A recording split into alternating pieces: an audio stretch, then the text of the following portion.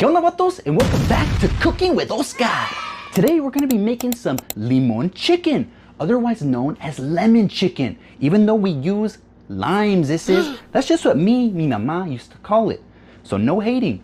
Anyways, this pairs really well with some frijoles or something sabroso, something savory like some rice or something, because it's got a little bit of tartness. As you know, we're using limes. So for the vatos, as a fair warning, you vatos that don't like anything sour, this is not for you. It's okay in this instance to be a fresita and back out. Anyways, let's get into it, Como siempre, let's start with the ingredientes. We got 7 limones, we got some Sazon Seasoning, onion powder, garlic powder, and some caldo de pollo, the star of the show. And the way we pick a good limon, vatos, is we make sure it's like mi tío, el pelón. Make sure it's nice and shiny like his head, no bumps or nothing. That's why you make sure it's nice and juicy. This is the pollo I'm gonna be using, and in my example, I'm only gonna be using 2 of these breasts, Now before we do anything else, we wanna work on our marinade. So let's cut up some limones and get to squeezing, vatos.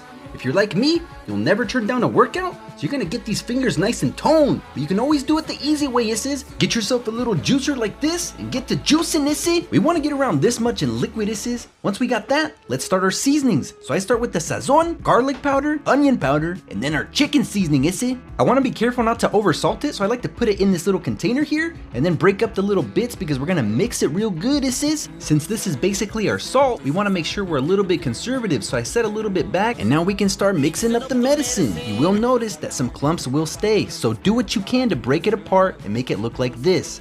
We then taste a little bit. Wait, this needs a little bit more sal. Let's add the rest of our chicken seasoning.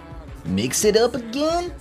And let's taste it, Phew, está rete bueno, Keep in mind, if the flavor is too limey for you, add a little bit of water. Just add some extra seasonings to compensate for the lack of flavor. Now comes the fun part, You wanna start stabbing this fool? This will ensure that all the flavors will get locked inside el pollo. And if you're like me and wanna be extra about it, flip them around and do it again.